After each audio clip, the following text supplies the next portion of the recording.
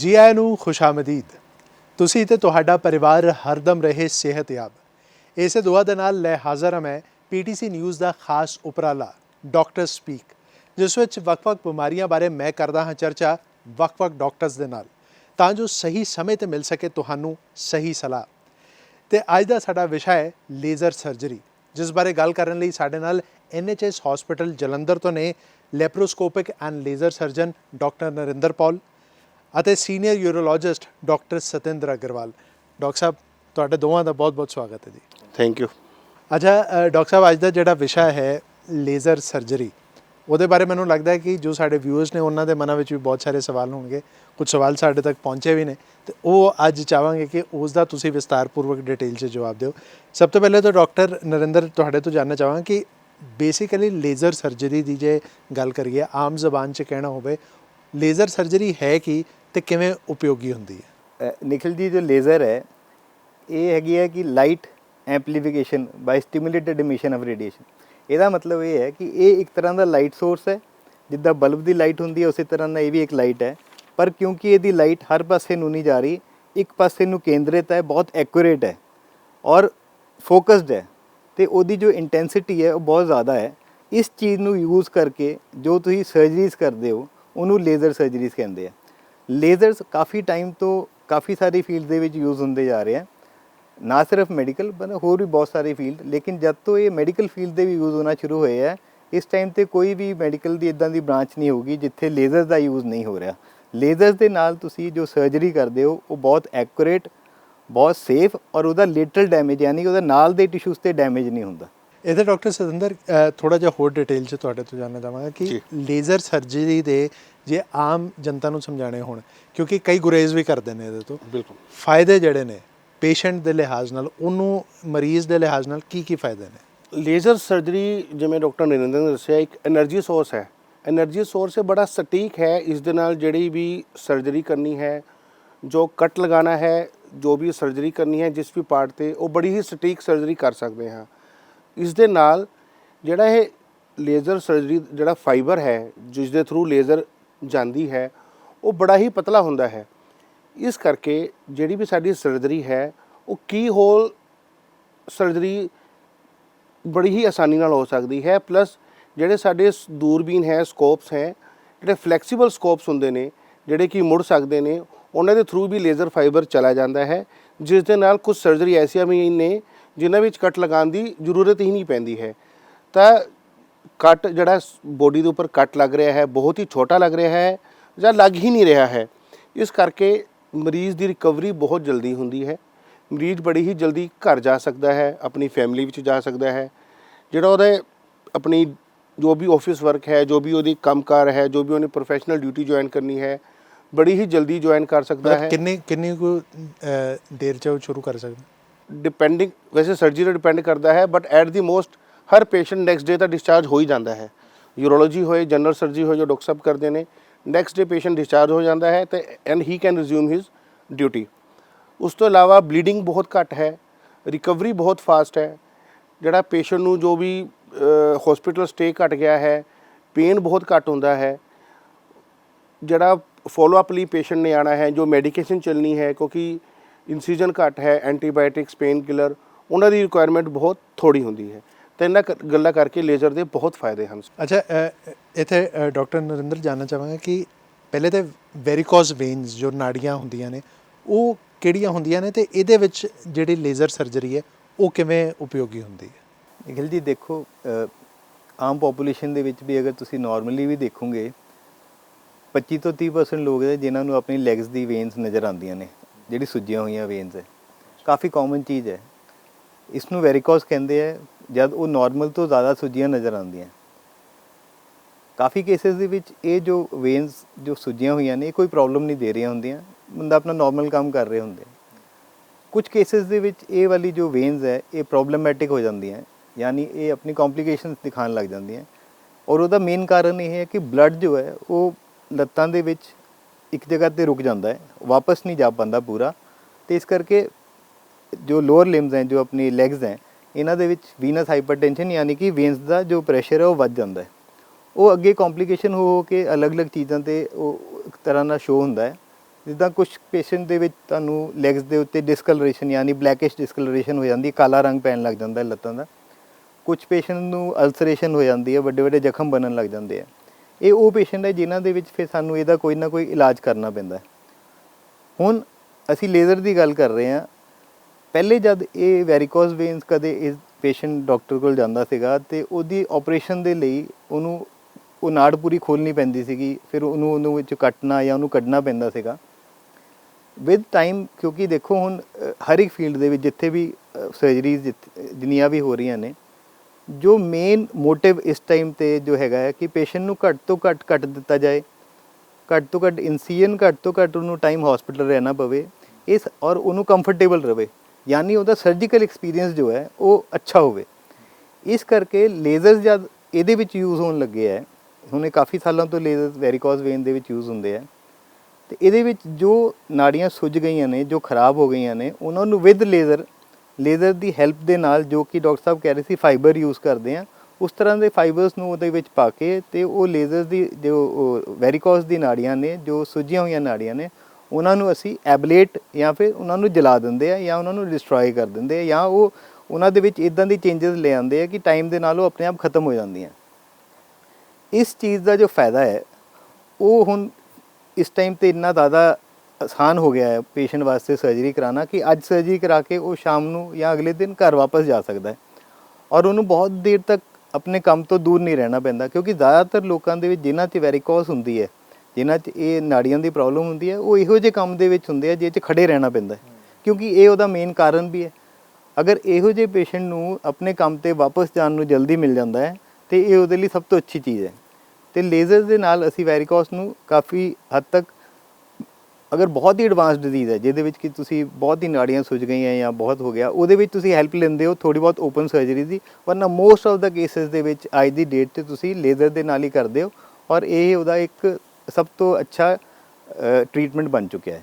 ਅਸੀਂ ਇਹ ਉਮੀਦ ਕਰਦੇ ਹਾਂ ਕਿ ਸਾਡੇ ਵਿਊਅਰਸ ਦੇ ਮਨਾਂ ਵਿੱਚ ਜੋ ਲੇਜ਼ਰ ਸਰਜਰੀ ਨੂੰ ਲੈ ਕੇ ਜੋ ਮਿਥਸ ਹੋਣਗੇ, ਜੋ ਮਿਸਕਨਸੈਪਸ਼ਨਸ ਹੋਣਗੀਆਂ, ਉਹ ਕਾਫੀ ਹੱਦ ਤੱਕ ਕਲੀਅਰ ਹੋ ਰਹੀਆਂ ਨੇ। ਪਰ ਹਾਲੇ ਵੇਲਾ ਇੱਕ ਛੋਟੇ ਜਿਹੇ ਬ੍ਰੇਕ ਦਾ ਹੈ ਤੇ ਆਮ ਤੌਰ ਤੇ ਵੇਖਣ ਨੂੰ ਇਹ ਮਿਲਦਾ ਹੈ ਕਿ ਬਵਾਸੀਰ ਦਾ ਇਲਾਜ ਕਰਾਓ ਲੇਜ਼ਰ ਦੇ ਨਾਲ। ਕੀ ਇਹ ਇਲਾਜ ਕਰਵਾਉਣਾ ਠੀਕ ਹੁੰਦਾ ਹੈ ਕਿ ਨਹੀਂ ਹੁੰਦਾ, ਇਸ ਬਾਰੇ ਵੀ ਅਸੀਂ ਚਰਚਾ ਕਰਾਂਗੇ ਬਸ ਇੱਕ ਛੋਟੇ ਜਿਹੇ ਬ੍ਰੇਕ ਤੋਂ ਬਾਅਦ। ਤੁਸੀਂ ਵੇਖਦੇ ਰਹੋ ਡਾਕਟਰਸ ਸਪੀਕ। ਬ੍ਰੇਕ ਤੋਂ ਬਾਅਦ ਤੁਹਾਡਾ ਸਵਾਗਤ ਹੈ। ਤੁਸੀਂ ਵੇਖ ਰਹੇ ਹੋ ਡਾਕਟਰ ਸਪੀਕ ਤੇ ਅੱਜ ਅਸੀਂ ਚਰਚਾ ਕਰ ਰਹੇ ਹਾਂ ਲੇਜ਼ਰ ਸਰਜਰੀ ਬਾਰੇ ਤੇ ਸਾਡੇ ਨਾਲ NHS ਹਸਪੀਟਲ ਜਲੰਧਰ ਤੋਂ ਨੇ ਡਾਕਟਰ ਨਰਿੰਦਰ ਪੌਲ ਅਤੇ ਡਾਕਟਰ ਸਤਿੰਦਰ ਅਗਰਵਾਲ। ਤੇ ਡਾਕਟਰ ਸਤਿੰਦਰ, ਤੁਹਾਡੇ ਤੋਂ ਜਾਣਨਾ ਚਾਹਾਂਗਾ ਕਿ ਯੂਰੋਲੋਜੀ ਦੀ ਜੇ ਅਸੀਂ ਗੱਲ ਕਰੀਏ, ਇਹਦੇ ਵਿੱਚ ਲੇਜ਼ਰ ਸਰਜਰੀ ਜਿਹੜੀ ਹੈ ਉਹ ਕਿਸ ਹੱਦ ਤੱਕ ਸਹੀ ਹੈ? ਨਿਖਿਲ ਜੀ, ਜਿਹੜੀ ਲੇਜ਼ਰ ਜੋ ਇਕਵਿਪਮੈਂਟ ਸਾਨੂੰ ਯੂਰੋਲੋਜੀ 'ਚ ਮਿਲਿਆ ਹੈ, it is just like a boon. Laser ਨੇ ਯੂਰੋਲੋਜੀ ਸਰਜਰੀ ਰੈਵੋਲੂਸ਼ਨਾਈਜ਼ ਕਰ ਦਿੱਤੀ ਹੈ।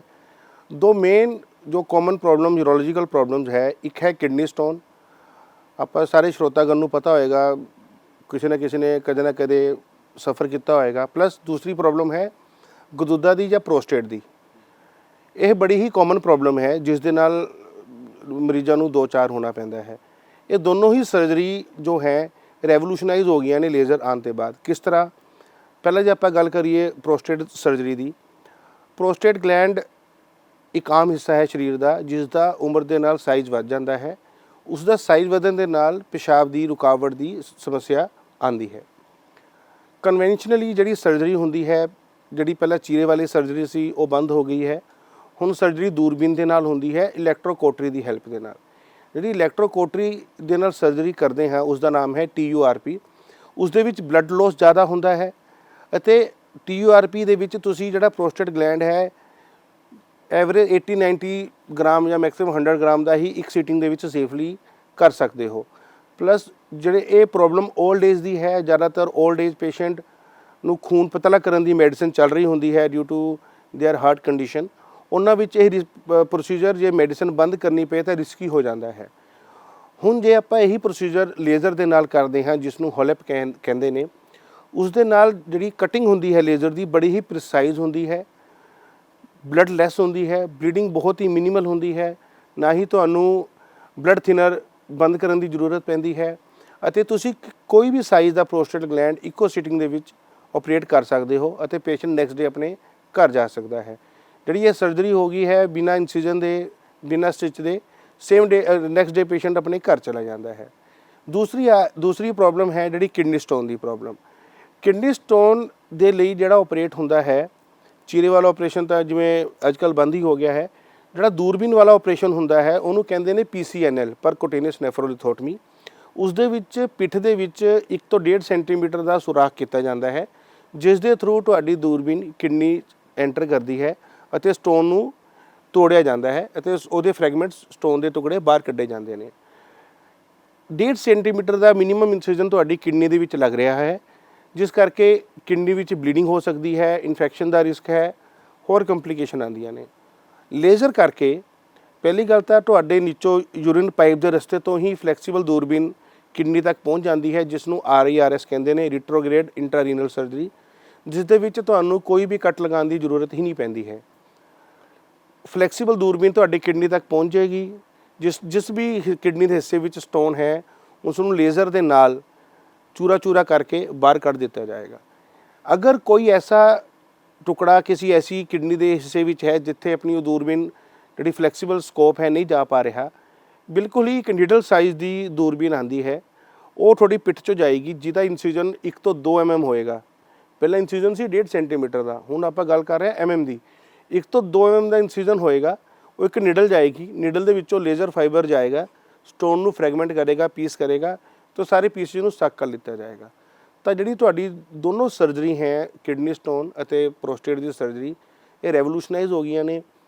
ਕੰਪਲਿਕੇਸ਼ਨ ਰੇਟ ਘਟ ਗਿਆ ਹੈ, ਸਟੇ ਘਟ ਗਿਆ ਹੈ, ਪੇਸ਼ੈਂਟ ਨੈਕਸਟ ਡੇ ਡਿਸਚਾਰਜ ਹੋ ਕੇ ਆਪਣਾ ਡਿਊਟੀ ਰਿਜ਼ਿਊਮ ਕਰ ਸਕਦਾ ਹੈ। ਬਿਲਕੁਲ ਡਾਕਟਰ ਸਤਿੰਦਰ ਨੇ ਬਹੁਤ ਹੀ ਵਿਸਤਾਰਪੂਰਵਕ ਜਾਣਕਾਰੀ ਦਿੱਤੀ, ਤੇ ਜੋ ਤੁਹਾਡੇ ਮਨਾਂ ਦੇ ਵਿੱਚ ਥੋੜੀ ਬਹੁਤ ਘਬਰਾਹਟ ਹੋਏਗੀ ਕਿ ਅਸੀਂ ਪ੍ਰੋਸਟੇਟ ਦੀ ਸਰਜਰੀ ਕਰਵਾਈਏ, ਲੇਜ਼ਰ ਕੀ ਨਾ ਕਰਵਾਈਏ, ਜਾਂ ਸਟੋਨ ਦੀ ਕਰਵਾਈਏ ਜਾਂ ਨਾ ਕਰਵਾਈਏ, ਤੁਸੀਂ ਛੇਤੀ ਕਰਵਾ ਸਕਦੇ ਹੋ। ਜਿਵੇਂ ਉਹਨਾਂ ਨੇ ਕਿਹਾ ਕਿ ਲੇਜ਼ਰ ਤੋਂ ਬਾਅਦ ਇਹ ਬਹੁਤ ਹੀ ਰਿਵੋਲੂਸ਼ਨਾਈਜ਼ ਜੋ ਸਭ ਚੀਜ਼ਾਂ ਹੋ ਚੁੱਕੀਆਂ ਨੇ। ਤੇ ਇੱਕ ਡਾਕਟਰ ਸਾਹਿਬ ਇਹਦੇ ਤੋਂ ਹੀ ਸਵਾਲ ਡਾਕਟਰ ਨਰਿੰਦਰ ਆਇਆ ਕਿ ਬਵਾਸੀਰ ਬਾਰੇ ਕਿਹਾ ਜਾਂਦਾ ਕਿ ਬਵਾਸੀਰ ਦਾ ਆਪਰੇਸ਼ਨ ਕਰਾਓ ਲੇਜ਼ਰ ਦੇ ਨਾਲ, ਇਹ ਕਈ ਲੋਕ ਡਰਦੇ ਵੀ ਨੇ ਕਰਾਉਣ ਤੋਂ। ਇਹਦੇ ਬਾਰੇ ਤੁਸੀਂ ਕੀ ਕਹਿਣਾ ਚਾਹੋਗੇ ਕਿ ਕਿਸ ਹੱਦ ਤੱਕ ਬਵਾਸੀਰ ਦੇ ਆਪਰੇਸ਼ਨ ਵਿੱਚ ਲੇਜ਼ਰ ਉਪਯੋਗੀ ਹੈ? ਜਿਹੜਾ ਇਹ ਜਰਨਲ ਟਰਮ ਹੈ ਬਵਾਸੀਰ, ਇਹਦੇ ਵਿੱਚ ਕਾਫੀ ਸਾਰੀ ਪ੍ਰੋਬਲਮਸ ਆਉਂਦੀਆਂ ਨੇ। ਮਤਲਬ ਅਸੀਂ ਨਾਰਮਲੀ ਕਹਿ ਦਿੰਦੇ ਹਾਂ ਬਵਾਸੀਰ, ਪਰ ਵੈਸੇ ਜਦੋਂ ਅਸੀਂ ਹੈਮਰੋਇਡਸ ਕਹਿੰਦੇ ਹਾਂ, ਫਿਸਚੁਲਾ ਕਹਿੰਦੇ ਹਾਂ, ਫਿਸ਼ਰ ਕਹਿੰਦੇ ਹਾਂ, ਪਾਇਲੋਨਿਡਲ ਸਾਈਨਸ ਕਹਿੰਦੇ ਹਾਂ, ਇਹਨਾਂ 'ਚੋਂ ਕਾਫੀ ਸਾਰੀ ਬਿਮਾਰੀਆਂ ਜੋ ਇੱਕ ਦੂਸਰੇ ਨਾਲ ਮਿਲਦੀਆਂ ਨੇ। ਇਹ ਸਾਰੀ ਬਿਮਾਰੀਆਂ ਦੇ ਵਿੱਚ ਹੁਣ ਜਿੰਨੀਆਂ ਵੀ ਬਿਮਾਰੀਆਂ ਨੇ, ਇਹਨਾਂ ਨੂੰ ਇੱਕ ਗਰੁੱਪ ਦੇ ਅੰਦਰ ਅਸੀਂ ਇਨਕਲੂਡ ਕਰਦੇ ਹਾਂ, ਜਿਹਨੂੰ ਅਸੀਂ ਕਹਿੰਦੇ ਹਾਂ ਪ੍ਰੋਕਟੋਲੋਜੀ। ਇਹ ਸਾਰੀ ਬਿਮਾਰੀਆਂ ਦੇ ਲਈ ਲੇਜ਼ਰ ਪਿਛਲੇ ਕਾਫੀ ਸਾਲਾਂ ਤੋਂ ਯੂਜ਼ ਹੋ ਰਿਹਾ ਹੈ ਔਰ ਉਹਦੇ ਬਹੁਤ ਅੱਛੇ ਰਿਜ਼ਲਟਸ ਆ ਰਹੇ ਹਨ। ਇੱਥੇ ਤੱਕ ਕਿ ਹੁਣ ਜਿਹੜਾ ਪ੍ਰਾਇਮਰੀ ਟਰੀਟਮੈਂਟ, ਸਰਜੀਕਲ ਟਰੀਟਮੈਂਟ ਹੈ, ਉਹ ਇਸ ਟਾਈਮ 'ਤੇ ਲੇਜ਼ਰ ਨਾਲ ਹੀ ਕੀਤਾ ਜਾਂਦਾ ਹੈ, ਅੰਟਿਲ ਅਨਲੈਸ ਕੋਈ ਇੱਦਾਂ ਦੀ ਇੰਡੀਕੇਸ਼ਨ ਹੋਵੇ ਕਿ ਜਿਹਦੇ ਵਿੱਚ ਲੇਜ਼ਰ ਨਹੀਂ ਕੰਮ ਕਰ ਸਕਦਾ, ਵਰਨਾ ਮੋਸਟ ਆਫ ਦਾ ਟਾਈਮ ਹੁਣ ਲੇਜ਼ਰ ਨਾਲ ਕਰਦੇ ਆ।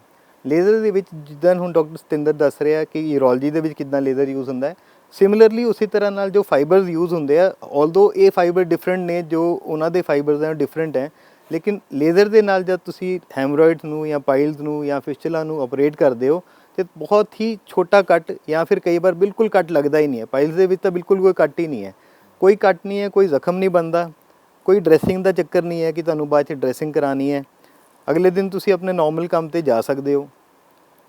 ਔਰ ਜਿਹੜੀ ਚੀਜ਼ ਮੇਨ ਜਿਹਦੇ ਕਰਕੇ ਲੋਕ ਡਰਦੇ ਹੈ ਕਿ ਬਵਾਸੀਰ ਦਾ ਆਪਰੇਸ਼ਨ ਨਹੀਂ ਕਰਾਉਂਦੇ, ਉਹ ਮੇਨ ਜੋ ਡਰ ਹੈ ਉਹ ਖਤਮ ਹੋ ਜਾਂਦਾ ਹੈ। ਜੋ ਸਭ ਤੋਂ ਮੇਨ ਡਰ ਹੈ ਕਿ ਪੇਨ ਹੋਏਗਾ, ਆਪਰੇਸ਼ਨ ਤੋਂ ਬਾਅਦ ਇੰਨੇ ਦਿਨ ਪੇਨ ਚੱਲਦਾ ਰਹੇਗਾ, ਇੰਨੇ ਦਿਨ ਮੈਨੂੰ ਪੱਟੀ ਕਰਾਉਣੀ ਪਏਗੀ, ਉਹ ਸਾਰਾ ਕੁਝ, ਇਹ ਜੋ ਮੇਨ ਡਰ ਹੈ, ਇਹਦੇ ਕਰਕੇ ਕਈ ਲੋਕ ਇੰਨੀ ਵਧਾ ਲੈਂਦੇ ਆਪਣੀ ਪ੍ਰੋਬਲਮ, ਕਾਫੀ ਡਾਕਟਰ ਕੋਲ ਜਾਂਦੇ ਹੀ ਨਹੀਂ ਹੈ। ਉਹਨਾਂ ਨੂੰ ਲੱਗਦਾ ਕਿ ਜਾਵਾਂਗੇ ਆਪਰੇਸ਼ਨ ਕਰਾਵਾਂਗੇ, ਬਾਅਦ 'ਚ ਅਸੀਂ ਬਹੁਤ ਪੇਨ ਹੋਏਗੀ, ਫਿਰ ਸਾਨੂੰ ਘਰੇ ਬਹਿਣਾ ਪਏਗਾ।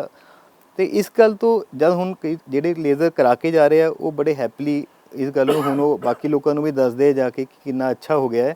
ਇਸ ਕਰਕੇ ਇਹ ਜਦ ਗੱਲ ਇੰਨੀ ਜ਼ਿਆਦਾ ਕਾਮਨ ਹੋ ਗਈ ਹੈ, ਹੁਣ ਫਿਰ ਲੋਕਾਂ ਨੂੰ ਥੋੜ੍ਹੀ ਇਸ ਗੱਲ 'ਤੇ ਕੰਫਰਟੇਬਲ ਹੋ ਗਏ ਨੇ ਕਿ ਉਹ ਆਪਣਾ ਲੇਜ਼ਰ ਨਾਲ ਸਰਜਰੀ ਕਰਾਉਂਦੇ ਆ। ਔਰ ਅਸੀਂ ਰੂਟੀਨਲੀ ਕਿਉਂਕਿ ਇਹ ਚੀਜ਼ ਕਰ ਰਹੇ ਹਾਂ, ਅਸੀਂ ਇਸ ਗੱਲ ਨੂੰ ਦੇਖ ਚੁੱਕੇ ਹਾਂ ਕਿ ਹੁਣ ਆਉਣ ਵਾਲੇ ਟਾਈਮ ਦੇ ਵਿੱਚ ਮੋਸਟ ਪ੍ਰੋਬਬਲੀ ਓਪਨ ਸਰਜਰੀ ਬਹੁਤ ਮਿਨੀਮਲ ਹੋ ਜਾਏਗੀ। ਜ਼ਿਆਦਾਤਰ ਟਾਈਮ 'ਤੇ ਹੈਮਰੋਇਡਸ ਔਰ ਪ੍ਰੋਕਟੋਲੋਜੀ ਦੀ ਬਾਕੀ ਬਿਮਾਰੀਆਂ ਦਾ ਇਲਾਜ ਲੇਜ਼ਰ ਨਾਲ ਹੀ ਕੀਤਾ ਜਾਏਗਾ। ਅਤੇ ਇੱਥੇ ਜੋ ਲੋਕਾਂ ਦੇ ਮਨਾਂ ਵਿੱਚ ਡਾਕਟਰ ਸਤਿੰਦਰ ਸਵਾਲ ਇਹ ਆਉਂਦਾ ਹੈ, ਔਰ ਪਰੇਸ਼ਾਨ ਵੀ ਇਹਨੂੰ ਲੈ ਕੇ ਕਿ ਚੱਲ ਛੱਡ, ਕੋਈ ਨਹੀਂ ਬਾਅਦ 'ਚੋਂ ਕਰਾ ਲਾਂਗੇ, ਕਿ ਕਿਤੇ ਲੇਜ਼ਰ ਸਰਜਰੀ ਮਹਿੰਗੀ ਤਾਂ ਨਹੀਂ ਹੈ ਬਹੁਤ ਜ਼ਿਆਦਾ, ਜਾਂ ਓਪਨ ਨਾਲੋਂ ਮਹਿੰਗੀ ਤਾਂ ਨਹੀਂ ਹੈ? ਇਹਦੇ ਬਾਰੇ ਕੀ ਕਹੋਗੇ? ਲੇਜ਼ਰ ਸਰਜਰੀ ਹੈ, ਦੇਖੋ ਕੋਈ ਵੀ ਐਡਵਾਂਸਮੈਂਟ ਹੁੰਦੀ ਹੈ, ਆਫ ਕੋਰਸ ਉਹ ਇਨੀਸ਼ੀਅਲੀ ਕੋਸਟਲੀ ਹੋਏਗੀ, ਕਿਉਂਕਿ ਲੇਜ਼ਰ ਦੀ ਮਸ਼ੀਨ ਦੀ ਕੋਸਟ ਹੀ 1 ਤੋਂ 2 ਕਰੋੜ ਦੇ ਵਿੱਚ ਰਨ ਕਰਦੀ ਹੈ, ਉਹਦਾ ਫਾਈਬਰ ਵੀ ਕੋਸਟਲੀ ਹੁੰਦਾ ਹੈ। ਜਿਹੜੀ ਇਨੀਸ਼ੀਅਲ ਸਰਜਰੀ ਹੋਏਗੀ ਇੱਕ ਵਾਰ ਤੁਹਾਨੂੰ ਕਨਵੈਨਸ਼ਨਲ ਸਰਜਰੀ ਨਾਲੋਂ ਕੋਸਟਲੀ ਲੱਗ ਸਕਦੀ ਹੈ, ਪਰ ਇਨ ਦੀ ਲੌਂਗ ਟਰਮ ਮੇਰੇ ਕਹਿਣ ਦਾ ਮਤਲਬ ਹੈ, ਜਿਵੇਂ ਆਪਾਂ ਪਹਿਲਾਂ ਗੱਲ ਕੀਤੀ ਹੈ ਕਿ ਲੇਜ਼ਰ ਸਰਜਰੀ ਤੋਂ ਬਾਅਦ ਤੁਸੀਂ ਹਸਪੀਟਲ ਸਟੇ ਤੁਹਾਡਾ ਮਿਨੀਮਮ ਹੈ, ਤੁਹਾਡਾ ਜਿਹੜੀ ਆਪਰੇਸ਼ਨ ਤੋਂ ਬਾਅਦ ਮੈਡੀਸਨ ਲੱਗਣੀ ਹੈ ਉਹ ਓਪਨ ਸਰਜਰੀ ਨਾਲੋਂ ਘੱਟ ਲੱਗਣੀ ਹੈ, ਤੁਹਾਡੀ ਕੋਈ ਬਲੱਡ ਟ੍ਰਾਂਸਫਿਊਜ਼ਨ ਦੀ ਜ਼ਰੂਰਤ ਨਹੀਂ ਪੈਂਦੀ। ਸਭ ਤੋਂ ਵੱਡੀ ਗੱਲ, ਤੁਸੀਂ ਕਨਵੈਨਸ਼ਨਲ ਸਰਜਰੀ ਨਾਲੋਂ ਬੜੀ ਹੀ ਜਲਦੀ ਆਪਣੀ ਡਿਊਟੀ ਰਿਜ਼ਿਊਮ ਕਰ ਸਕਦੇ ਹੋ। ਜੇ ਤੁਸੀਂ ਸਾਰੀ ਚੀਜ਼ਾਂ ਨੂੰ ਐਨਾਲਾਈਜ਼ ਕਰੋਗੇ ਤੁਸੀਂ ਆਪਣੀ ਸਰਜਰੀ ਤੋਂ ਬਾਅਦ ਕੁਆਲਿਟੀ ਆਫ ਲਾਈਫ ਜਾਂ ਤੁਹਾਡਾ ਐਕਸਪੀਰੀਅੰਸ ਨੂੰ ਦੇਖੋਗੇ, ਤੁਸੀਂ ਸਮਝੋਗੇ ਕਿ ਨਹੀਂ, ਲੇਜ਼ਰ ਦੇ ਨਾਲ ਜਿਹੜੀ ਸਰਜਰੀ ਹੈ ਕੋਈ ਮਹਿੰਗੀ ਨਹੀਂ ਹੈ, ਜੇ ਸਸਤੀ ਨਹੀਂ ਹੈ ਘੱਟੋ ਘੱਟ ਐਟ ਪਾਰ ਤਾਂ ਹੈ, ਬਟ ਉਹਦੇ ਨਾਲ ਜਿਹੜੀ ਤੁਹਾਡਾ ਐਕਸਪੀਰੀਅੰਸ ਹੈ ਸਰਜਰੀ ਦਾ, ਜੋ ਤੁਹਾਡੀ ਸਰਜਰੀ ਦੇ ਰਿਜ਼ਲਟਸ ਮਿਲਦੇ ਨੇ ਉਹ ਮੱਚ ਬੈਟਰ ਹੈ ਐਂਡ ਵਰਥ ਹੈ ਜੇ ਤੁਸੀਂ ਕੁਝ ਇਨੀਸ਼ੀਅਲ ਉਹਦੇ ਲਈ ਐਕਸਟਰਾ ਪੇ ਕਰਦੇ ਹੋ। ਬਾਕੀ ਗੱਲਾਂ ਬਾਅਦ ਚ, ਪਹਿਲਾਂ ਸਿਹਤ ਜ਼ਰੂਰੀ ਹੈ, ਤੇ ਸਿਹਤ ਲਈ ਜੇ ਤੁਹਾਨੂੰ ਕੁਝ ਐਕਸਟਰਾ ਜਾਂ ਐਟ ਪਾਰ ਵੀ ਪੇ ਕਰਨਾ ਪੈ ਰਿਹਾ ਤਾਂ ਮੈਨੂੰ ਲੱਗਦਾ ਕਿ ਕੋਈ ਤੁਹਾਡਾ ਨੁਕਸਾਨ ਇਹਦੇ 'ਚ ਨਹੀਂ ਹੋਵੇਗਾ। ਇੱਥੇ ਵੇਲੇ ਇੱਕ ਹੋਰ ਛੋਟੇ ਜਿਹੇ ਬ੍ਰੇਕ ਦਾ ਹੈ, ਬ੍ਰੇਕ ਤੋਂ ਬਾਅਦ ਵੀ ਚਰਚਾ ਜਾਰੀ ਰਹੇਗੀ। ਤੁਸੀਂ ਵੇਖਦੇ ਰਹੋ ਡਾਕਟਰ ਸਪੀਕ। ਬ੍ਰੇਕ ਤੋਂ ਬਾਅਦ ਤੁਹਾਡਾ ਸਵਾਗਤ ਹੈ। ਤੁਸੀਂ ਵੇਖ ਰਹੇ ਹੋ ਡਾਕਟਰ ਸਪੀਕ, ਤੇ ਅੱਜ ਅਸੀਂ ਲੇਜ਼ਰ ਸਰਜਰੀ ਬਾਰੇ ਚਰਚਾ ਕਰ ਰਹੇ ਹਾਂ। ਤੇ ਸਾਡੇ ਨਾਲ NHS ਹਸਪੀਟਲ ਜਲੰਧਰ ਤੋਂ ਨੇ ਡਾਕਟਰ ਨਰਿੰਦਰ ਪੌਲ ਅਤੇ ਡਾਕਟਰ ਸਤਿੰਦਰ ਅਗਰਵਾਲ। ਤੇ ਡਾਕਟਰ ਸਾਹਿਬ, ਬਹੁਤ ਹੀ ਮੈਨੂੰ ਲੱਗਦਾ ਹੈ ਕਿ ਡਿਟੇਲ 'ਚ ਤੁਸੀਂ ਜਾਣਕਾਰੀ ਦੇ ਰਹੇ ਹੋ, ਤੇ ਜਿਨ੍ਹਾਂ ਦੇ ਮਨਾਂ ਦੇ ਵਿੱਚ ਲੇਜ਼ਰ ਸਰਜਰੀ ਨੂੰ ਲੈ ਕੇ ਕੋਈ ਵੀ ਡਾਊਟ ਹੋਣਗੇ ਉਹ ਬਹੁਤ ਹੱਦ ਤੱਕ ਕਲੀਅਰ ਹੋ ਰਹੇ ਹੋਣਗੇ। ਅੱਛਾ, ਇੱਕ ਡਾਕਟਰ ਨਰਿੰਦਰ, ਆਮ ਤੌਰ 'ਤੇ ਜਿਹੜਾ ਲੋਕਾਂ ਦੇ ਮਨਾਂ ਵਿੱਚ ਡਾਊਟ ਰਹਿੰਦਾ ਹੈ ਕਿ ਲੇਜ਼ਰ ਸਰਜਰੀ ਨਾਲ ਮੇਰਾ ਇਲਾਜ ਪੂਰਾ ਹੋ ਜਾਊਗਾ ਕਿ ਨਹੀਂ ਹੋਊਗਾ, ਕਿ ਓਪਨ ਸਰਜਰੀ ਦੀ ਲੋੜ ਹੈ, ਇਹਦੇ ਬਾਰੇ ਕੀ ਕਹੋਗੇ? ਦੇਖੋ, ਲੇਜ਼ਰ ਸਰਜਰੀ ਦੇ ਨਾਲ ਤੁਸੀਂ ਜਿਹੜਾ ਟਿਸ਼ੂ ਸਟਰਕਚਰ ਹੈ, ਜੋ ਉਹਦਾ ਮੇਨ ਸਟਰਕਚਰ ਜਿਹਦਾ ਤੁਸੀਂ ਆਪਰੇਟ ਕਰ ਰਹੇ ਹੋ, ਉਹਨੂੰ ਤੁਸੀਂ ਚੇਂਜ ਨਹੀਂ ਕਰਦੇ। ਜ਼ਿਆਦਾਤਰ ਕੇਸਿਸ ਦੇ ਵਿੱਚ ਜਿੱਥੇ ਲੇਜ਼ਰ ਯੂਜ਼ ਹੁੰਦਾ ਹੈ, ਜਿੱਦਾਂ ਅਸੀਂ ਕਹਿੰਦੇ ਹੈਮਰੋਇਡ ਦੇ ਵਿੱਚ ਯੂਜ਼ ਹੁੰਦਾ ਹੈ ਜਾਂ ਵੈਰੀਕੋਸ ਦੇ ਵਿੱਚ ਯੂਜ਼ ਹੁੰਦਾ ਹੈ, ਉਹਦੇ ਵਿੱਚ ਤੁਸੀਂ ਉਹਦਾ ਮੇਨ ਸਟਰਕਚਰ ਜੋ ਹੈ ਜਿੱਦਾਂ ਪਹਿਲੇ ਬੋਡੀ 'ਚ ਸੀਗਾ ਉਹ ਉੱਦਾਂ ਹੀ ਰਹਿੰਦਾ, ਉਸ 'ਚ ਬਹੁਤ ਜ਼ਿਆਦਾ ਫਰਕ ਨਹੀਂ ਪੈਂਦਾ। ਲੇਕਿਨ ਜੋ ਉਹਦੀ ਬਿਮਾਰੀ ਹੈ, ਜੋ ਉਹਦਾ ਏਲਮੈਂਟ ਹੈ, ਉਹ ਖਤਮ ਹੋ ਜਾਂਦਾ ਹੈ। ਔਰ ਇਹਦੇ ਜੋ ਰਿਜ਼ਲਟਸ ਹੈ ਉਹ ਓਪਨ ਦੇ ਕੰਪੈਰੇਬਲ ਨੇ, ਔਰ ਕਾਫੀ ਕੇਸਿਸ ਦੇ ਵਿੱਚ ਉਸ ਤੋਂ ਅੱਛੇ ਨੇ। ਅਗਰ ਤੁਸੀਂ ਰਿਜ਼ਲਟ ਵਾਈਜ਼ ਗੱਲ ਕਰਦੇ ਹੋ ਕਿ ਨਹੀਂ ਉਹਦੇ ਰਿਜ਼ਲਟਸ ਕਿੱਦਾਂ ਹੈ, ਰਿਜ਼ਲਟਸ ਇਹਦੇ ਕਾਫੀ ਟਾਈਮ ਉਸ ਤੋਂ ਅੱਛੇ ਨੇ। ਔਰ ਕਿਉਂਕਿ ਇਹਦੇ ਐਡਡ ਐਡਵਾਂਟੇਜਸ ਨੇ, ਬਾਕੀ ਜੋ ਐਡਵਾਂਟੇਜਸ ਦੀ ਅਸੀਂ ਪਹਿਲੇ ਗੱਲ ਕਰ ਚੁੱਕੇ ਹਾਂ, ਤੇ ਇਹ ਜੋ ਮਿਸਕਨਸੈਪਸ਼ਨ ਹੈ ਇਹ ਲੋਕਾਂ ਦੇ ਮਨ 'ਚ ਨਹੀਂ ਹੋਣੀ ਚਾਹੀਦੀ। ਲੇਜ਼ਰ ਆਉਣ ਵਾਲੇ ਟਾਈਮ 'ਚ ਵੀ ਇਹ ਪ੍ਰੈਫਰਡ ਸਰਜਰੀ ਹੋਊਗੀ, ਔਰ ਸਾਰੇ ਲੋਕ, ਔਰ ਹੁਣ ਵੀ ਤੁਸੀਂ ਦੇਖੋਗੇ ਜ਼ਿਆਦਾਤਰ ਹਸਪੀਟਲ ਦੇ ਵਿੱਚ, ਜਿੱਦਾਂ ਹੁਣ ਸਾਡਾ ਸੈਂਟਰ ਹੀ ਹੋ ਗਿਆ, ਅਸੀਂ ਜ਼ਿਆਦਾਤਰ ਸਾਰੀ ਸਰਜਰੀ ਲੇਜ਼ਰ ਲੈਪਰੋਸਕੋਪਿਕਲੀ ਰੋਬੋਟਿਕ ਇਹੀ ਕਰਦੇ ਹਾਂ। ਤੇ ਹੁਣ ਵੀ ਜਿੰਨੇ ਸੈਂਟਰ ਜਿੱਦਾਂ ਤੁਸੀਂ ਦੇਖੋਗੇ, ਜਿੰਨੇ ਅੱਛੇ ਸੈਂਟਰਸ ਨੇ ਉਹਨਾਂ ਦੇ ਵਿੱਚ ਜਿੰਨੀ ਸਰਜਰੀ ਹੋ ਰਹੀਆਂ ਨੇ ਉਹ ਮੈਕਸੀਮਲੀ, ਮਤਲਬ ਜ਼ਿਆਦਾਤਰ ਕੇਸਿਸ ਦੇ ਵਿੱਚ ਉਹ ਲੇਜ਼ਰ ਲੈਪਰੋਸਕੋਪਿਕਲੀ ਰੋਬੋਟਿਕ ਇੱਦਾਂ ਹੀ ਹੋ ਰਹੀਆਂ ਨੇ। ਮਤਲਬ ਇੱਕ ਮੁੱਕਦੀ ਗੱਲ ਕਹੀਏ ਤਾਂ laser is future. Laser is future, laser is present, present and heading towards a good future. ਅੱਛਾ ਡਾਕਟਰ ਸਤਿੰਦਰ, ਇੱਕ ਇਹ ਵੀ ਧਾਰਨਾ ਬਣੀ ਹੁੰਦੀ ਹੈ ਕਿ ਯੂਰੋਲੋਜੀ ਨਾਲ ਸੰਬੰਧਿਤ ਜੇ ਕਿਸੇ ਮਰੀਜ਼ ਨੂੰ ਜੋ ਵੀ ਮੁਸ਼ਕਲਾਂ ਆਉਂਦੀਆਂ ਨੇ, ਪਹਿਲਾਂ ਉਹ ਝਿਜਕਦਾ ਹੈ ਗੱਲ ਕਰਨ ਲਈ, ਯੂਰੋਲੋਜਿਸਟ ਕੋਲ ਜਾਣ ਦੇ ਲਈ, ਜਾਂ ਫਿਰ ਉਹ ਦੇਸੀ ਦਵਾਈਆਂ ਦਾ ਰੁੱਖ ਕਰ ਲੈਂਦਾ। ਤੇ ਅਜਿਹੇ ਮਰੀਜ਼ਾਂ ਨੂੰ ਕੀ ਕਹਿਣਾ ਚਾਹੋਗੇ? ਦੇਖੋ, ਦਿਸ ਇਜ਼ ਹਿਊਮਨ ਨੇਚਰ ਕਿ ਹਰ ਬੰਦਾ ਨਾ ਸੌਖਾ ਰਸਤਾ ਲੱਭਦਾ ਹੈ। ਜਦੋਂ ਵੀ ਕੋਈ ਪੇਸ਼ੈਂਟ ਯੂਰੋਲੋਜਿਸਟ ਕੋਲ ਆਉਂਦਾ ਹੈ, ਮੇਰੇ ਕੋਲ ਆਉਂਦਾ ਹੈ, ਜਿਸ ਨੂੰ ਸਰਜਰੀ ਇੰਡੀਕੇਟਡ ਹੈ, ਉਹਨੂੰ ਮੈਂ ਜਦੋਂ ਸਰਜਰੀ ਐਡਵਾਈਜ਼ ਕਰਦਾ, ਜਾਂ ਕੋਈ ਯੂਰੋਲੋਜਿਸਟ ਸਰਜਰੀ ਐਡਵਾਈਜ਼ ਕਰਦਾ ਹੈ, ਤੇ ਉਹਨੂੰ ਉਸਦਾ ਕੋਈ ਯਾਰ ਦੋਸਤ ਰਿਸ਼ਤੇਦਾਰ ਕਹਿੰਦਾ ਹੈ ਕਿ ਨਹੀਂ ਡਾਕਟਰ ਸਾਹਿਬ ਤਾਂ ਇੱਦਾਂ ਹੀ ਕਹਿ ਰਹੇ ਨੇ, ਪੱਥਰੀ ਦੀ ਆਪਰੇਸ਼ਨ ਦੀ ਲੋੜ ਨਹੀਂ ਹੈ, XYZ ਜਗ੍ਹਾ ਦੇਸੀ ਦਵਾਈ ਮਿਲਦੀ ਹੈ ਤਾਂ ਉੱਥੋਂ ਸਟੋਨ ਨਿਕਲ ਜਾਂਦਾ ਹੈ, ਉੱਧਰ ਹੀ ਜਾਏਗਾ, ਕਿਉਂਕਿ ਕੋਈ ਸਰਜਰੀ ਨਹੀਂ ਕਰਵਾਉਣਾ ਚਾਹੁੰਦਾ। ਬਟ ਦੇਖੋ, ਆਪਾਂ ਸਾਰੇ ਸਮਝਦਾਰ ਲੋਕ ਹਾਂ, ਹੈ ਨਾ, ਸਾਡਾ ਪਰਪਸ ਵੀ ਇਹੀ ਹੈ ਕਿ ਆਪਾਂ ਸਮਝੀਏ ਪ੍ਰੋਬਲਮ ਨੂੰ। ਐਸੀ ਜਦੋਂ ਸਰਜਰੀ ਇੰਡੀਕੇਟਡ ਹੈ ਤੁਹਾਨੂੰ ਉਦੋਂ ਹੀ ਐਡਵਾਈਜ਼ ਕਰਦਾ ਹੈ ਤੁਹਾਡਾ ਡਾਕਟਰ, ਠੀਕ ਹੈ, ਨੰਬਰ 1। ਨੰਬਰ 2, ਸਪੋਜ਼ ਜਿਹੜੀ ਜ਼ਿਆਦਾਤਰ ਦੇਸੀ ਦਵਾਈ ਕਿਡਨੀ ਸਟੋਨ ਦੇ ਲਈ ਲਿੱਤੀ ਜਾਂਦੀ ਹੈ ਕਿ ਹਾਂਜੀ ਇਸ ਦਵਾਈ ਦੇ ਨਾਲ ਜਿਹੜਾ ਸਾਡਾ ਸਟੋਨ ਹੈ ਖੁਰ ਕੇ ਨਿਕਲ ਜਾਏਗਾ। ਜੇ ਕੋਈ ਵੀ ਐਸੀ ਦਵਾਈ ਹੋਏ ਫਿਰ ਤਾਂ ਕਿਡਨੀ ਸਟੋਨ ਦੀ ਆਪਰੇਸ਼ਨ ਦੀ ਲੋੜ ਹੀ ਨਾ ਮਹਿਸੂਸ ਹੋਏ, ਚਾਹੇ ਸਾਈਜ਼ ਕੋਈ ਵੀ ਹੋਏ। ਦੇਸੀ ਦਵਾਈ ਲੈਂਦੇ ਨੇ ਲੋਕ, ਮੈਂ ਰੋਜ਼ ਦੇਖਦਾ ਮੇਰੇ ਕੋਲ ਪੇਸ਼ੈਂਟਸ ਆਉਂਦੇ ਨੇ, ਉਹਨਾਂ ਦਾ ਅੱਗੇ ਕਿਡਨੀ ਦਾ ਕੀ ਹਾਲ ਹੋ ਰੱਖਿਆ ਹੁੰਦਾ ਹੈ, ਕਿੰਨੀ ਇਨਫੈਕਸ਼ਨ ਚਾਹੁੰਦੇ ਨੇ, ਕਿਡਨੀ ਖਰਾਬ ਹੋ ਰੱਖੀ ਹੁੰਦੀਆਂ ਨੇ। ਜੋ ਟਾਈਮਲੀ ਸਰਜਰੀ ਕਰਵਾ ਲੈਣ, ਟ੍ਰੀਟਮੈਂਟ ਲੈ ਲੈਣ, ਤਾਂ ਉਹਨਾਂ ਨੂੰ ਇੰਨੀ ਖਰਚਾ ਵੀ ਡਬਲ ਟ੍ਰਿਪਲ ਹੁੰਦਾ ਹੈ, ਕਿਡਨੀ ਤੋਂ ਵੀ ਹੱਥ ਧੋਣਾ ਪੈਂਦਾ ਹੈ। ਸੋ ਇੱਕ ਬੜਾ ਹੀ ਮਿਸਕਨਸੈਪਸ਼ਨ ਹੈ ਅਨਫੋਰਚੂਨੇਟਲੀ ਕਿ ਦੇਸੀ ਦਵਾਈ ਦੇ ਨਾਲ ਟ੍ਰੀਟਮੈਂਟ ਹੋ ਜਾਂਦਾ ਹੈ, ਪਰ ਐਸਾ ਨਹੀਂ ਹੈ। ਹਰ ਬੰਦੇ ਨੂੰ ਕੋਈ ਵੀ ਪ੍ਰੋਬਲਮ ਹੈ, ਪ੍ਰੋਪਰ ਟਾਈਮ ਸਰ ਆਪਣੇ ਡਾਕਟਰ ਨੂੰ ਮਿਲ ਕੇ, ਜਿਸ 'ਤੇ ਉਸ ਨੂੰ ਕੌਨਫੀਡੈਂਸ ਆ ਰਿਹਾ ਹੈ, ਜੋ ਉਸ ਦੀ ਗਾਈਡੈਂਸ ਦੇ ਵਿੱਚ ਜੋ ਉਹਨੂੰ ਗਾਈਡ ਕੀਤਾ ਜਾਂਦਾ ਹੈ, ਉਸ ਨੂੰ ਟ੍ਰੀਟਮੈਂਟ ਲੈਣਾ ਚਾਹੀਦਾ ਹੈ। ਬਿਲਕੁਲ, ਅੱਜ ਦੀ ਤਰੀਕ 'ਚ ਦੋਸਤ ਜਾਂ ਰਿਸ਼ਤੇਦਾਰ ਤੁਹਾਡਾ ਹਮਦਰਦ ਹੋ ਸਕਦਾ ਹੈ, ਪਰ ਉਹ ਸਹੀ ਡਾਕਟਰ ਨਹੀਂ ਹੋ ਸਕਦਾ।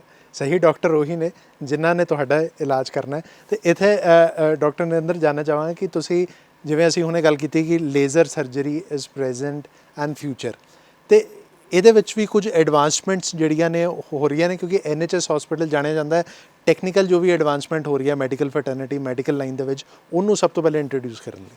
ਐਡਵਾਂਸਮੈਂਟ ਹੋ ਰਹੀਆਂ ਔਰ ਬਹੁਤ ਤੇਜ਼ੀ ਨਾਲ ਹੋ ਰਹੀਆਂ, ਚਾਹੇ ਉਹ ਯੂਰੋਲੋਜੀ ਹੋਵੇ, ਚਾਹੇ ਸਾਡਾ ਸਰਜੀਕਲ ਬ੍ਰਾਂਚ ਹੋਵੇ, ਚਾਹੇ ਨਿਊਰੋ ਸਰਜਰੀ ਹੋਵੇ, ਇੱਥੇ ਤੱਕ ਕਿ ਆਰਥੋਪੈਡਿਕ ਸਰਜਰੀ ਹੋਵੇ, ਡੈਂਟਿਸਟ ਉਹ ਵੀ ਲੇਜ਼ਰ ਯੂਜ਼ ਕਰਦੇ ਆ, ਉਹਨਾਂ ਦੇ ਲੇਜ਼ਰ ਅੱਛੇ ਆ ਚੁੱਕੇ ਹੈ। ਹਰ ਇੱਕ ਬ੍ਰਾਂਚ ਦੇ ਵਿੱਚ ਲੇਜ਼ਰਸ ਦੇ ਅੰਦਰ ਫਿਊਚਰ ਦੇ ਵਿੱਚ ਲੇਜ਼ਰ ਯੂਜ਼ ਹੋਣਗੇ, ਉਹ ਹੁਣ ਵਾਲੇ ਲੇਜ਼ਰ ਤੋਂ ਓਬਵੀਅਸਲੀ ਜ਼ਿਆਦਾ ਅੱਛੇ ਹੋਣਗੇ। ਔਰ ਨਾ ਸਿਰਫ ਲੇਜ਼ਰ, ਬਾਕੀ ਵੀ ਜਿੰਨੇ ਜੋ ਨਈ ਟੈਕਨੀਕਸ ਯੂਜ਼ ਹੋ ਰਹੀਆਂ ਨੇ, ਚਾਹੇ ਲੈਪਰੋਸਕੋਪੀ ਹੈ, ਚਾਹੇ ਰੋਬੋਟਿਕਸ ਹੈ, ਹਰ ਇੱਕ ਦੇ ਵਿੱਚ। ਔਰ ਇਹਦਾ ਇੱਕ ਚੀਜ਼ ਫਾਇਦਾ ਇਹ ਹੈ ਕਿ ਹੁਣ ਜਦ ਜ਼ਿਆਦਾਤਰ ਸੈਂਟਰਸ ਇਹ ਯੂਜ਼ ਕਰਦੇ ਆ ਤੇ ਕਾਸਟ ਜੋ ਹੈ ਉਹ ਘਟ ਜਾਂਦੀ ਹੈ। ਜਦ ਤੁਸੀਂ ਕਿਸੇ ਚੀਜ਼ ਨੂੰ ਜ਼ਿਆਦਾ ਏਰੀਆ 'ਚ ਜ਼ਿਆਦਾ ਜਗ੍ਹਾ 'ਤੇ ਯੂਜ਼ ਕਰਦੇ ਹੋ ਤੇ ਉਸ ਚੀਜ਼ ਦੀ ਕਾਸਟ ਘਟ ਜਾਂਦੀ ਹੈ। ਔਰ ਕਿਉਂਕਿ ਫਿਰ ਇੱਕ ਤਾਂ ਨਵੀਂ ਚੀਜ਼ਾਂ ਆ ਰਹੀਆਂ ਨੇ ਔਰ ਇੱਕ ਉਹਦੀ ਵੋਲਿਊਮ ਵੱਧ ਰਿਹਾ, ਤੇ ਇਸ ਕਰਕੇ ਆਉਣ ਵਾਲੇ ਟਾਈਮ ਦੇ ਵਿੱਚ ਜੋ ਮੈਂ ਦੇਖ ਰਿਹਾ ਫਿਊਚਰ ਦੇ ਵਿੱਚ, ਹਾਂ ਜ਼ਰੂਰ ਅੱਛੇ ਲੇਜ਼ਰ ਆਉਣਗੇ ਔਰ ਉਹਨਾਂ ਦਾ ਰਿਜ਼ਲਟ ਵੀ ਅੱਛਾ ਆਏਗਾ ਔਰ ਕਾਸਟ ਵੀ ਘਟੇਗਾ, ਪੇਸ਼ੈਂਟ ਨੂੰ ਕਾਸਟ ਘਟੇਗਾ ਔਰ ਇਸ ਚੀਜ਼ ਦਾ ਫਾਇਦਾ ਸਾਰਿਆਂ ਨੂੰ ਹੋਏਗਾ। ਹੁਣ ਤੁਸੀਂ ਆਪ ਦੇਖੋ ਕਿ ਸਿਰਫ ਪ੍ਰਾਈਵੇਟ ਸੈਕਟਰ ਦੇ ਵਿੱਚ ਨਹੀਂ, ਈਵਨ ਇਨ ਗਵਰਨਮੈਂਟ ਸੈਕਟਰ ਦੇ ਵਿੱਚ ਵੀ ਰੋਬੋਟਸ ਆ ਰਹੇ ਨੇ, ਲੇਜ਼ਰਸ ਯੂਜ਼ ਹੋ ਰਹੇ ਨੇ। ਮਤਲਬ ਜੋ ਗਵਰਨਮੈਂਟ ਹਸਪੀਟਲ ਜਿਨ੍ਹਾਂ ਨੂੰ ਅਸੀਂ ਕਹਿੰਦੇ ਹਾਂ, ਗਵਰਨਮੈਂਟ ਵੀ ਇਸ ਗੱਲ ਨੂੰ ਮੰਨਦੀ ਹੈ ਕਿ ਇਹ ਸਾਰੀ ਚੀਜ਼ਾਂ ਜਿਹੜੀਆਂ ਇਹਨਾਂ ਨੂੰ ਪੇਸ਼ੈਂਟ ਦੇ ਬੈਟਰਮੈਂਟ ਲਈ ਯੂਜ਼ ਕੀਤਾ ਜਾ ਸਕਦਾ ਹੈ ਔਰ ਆਉਣ ਵਾਲੇ ਟਾਈਮ 'ਚ ਡੈਫੀਨੇਟਲੀ ਜ਼ਿਆਦਾ ਅੱਛੇ ਔਰ ਜ਼ਿਆਦਾ ਐਡਵਾਂਸ ਚੀਜ਼ਾਂ ਆਉਣਗੀਆਂ। ਭਵਿੱਖ ਬਾਰੇ ਤਾਂ ਅਸੀਂ ਇਹੀ ਕਹਿ ਸਕਦੇ ਹਾਂ ਕਿ ਕੋਸ਼ਿਸ਼ ਇਹੀ ਰਹਿਣੀ ਚਾਹੀਦੀ ਹੈ ਕਿ ਬਿਮਾਰੀਆਂ ਜਿਹੜੀਆਂ ਨੇ ਉਹ ਘਟਣ ਤੇ ਜੋ ਆਮ ਜਨਤਾ ਜਾਂ ਸਾਰੇ ਲੋਕ ਨੇ ਉਹ ਸਿਹਤਯਾਬ ਰਹਿਣ। ਤੇ ਸਾਡੇ ਪ੍ਰੋਗਰਾਮ ਦੇ ਵੀ ਇਹੀ ਕੋਸ਼ਿਸ਼ ਹੈ ਕਿ ਜੇ ਕੋਈ ਵੀ ਤੁਹਾਡੇ ਮਨਾਂ ਦੇ ਵਿੱਚ ਡਾਊਟ ਨੇ ਆਪਣੀ ਸਿਹਤ ਨੂੰ ਲੈ ਕੇ, ਜਾਂ ਕੋਈ ਵੀ ਸਮੱਸਿਆ ਤੁਹਾਨੂੰ ਆ ਜਾਂਦੀ, ਤੇ ਸਹੀ ਸਮੇਂ ਤੇ ਤੁਸੀਂ ਸਹੀ ਇਲਾਜ ਕਰਾਉਣਾ ਹੈ। ਡਾਕਟਰ ਸਾਹਿਬ, ਤੁਹਾਡੇ ਦੋਵਾਂ ਦਾ ਬਹੁਤ ਬਹੁਤ ਧੰਨਵਾਦ ਇੰਨੀ ਡਿਟੇਲ 'ਚ ਜਾਣਕਾਰੀ ਦੇਣ ਲਈ, ਸਾਡੇ ਨਾਲ ਜੁੜਨ ਲਈ। Thank you very much. Thank you sir. Thank you thank you. ਅੱਜ ਦੇ ਡਾਕਟਰ ਸਪੀਕ ਵਿੱਚ ਇੰਨਾ ਹੀ। ਆਪਣਾ ਤੇ ਆਪਣੇ ਪਰਿਵਾਰ ਦਾ ਚੰਗੀ ਤਰ੍ਹਾਂ ਧਿਆਨ ਰੱਖਿਓ ਤੇ ਹਮੇਸ਼ਾ ਸਿਹਤਯਾਬ ਰਹਿਣ ਦੀ ਕੋਸ਼ਿਸ਼ ਕਰਿਓ। ਫਿਲਹਾਲ ਦਿਓ ਇਜਾਜ਼ਤ, ਰੱਬ ਰਾਖਾ।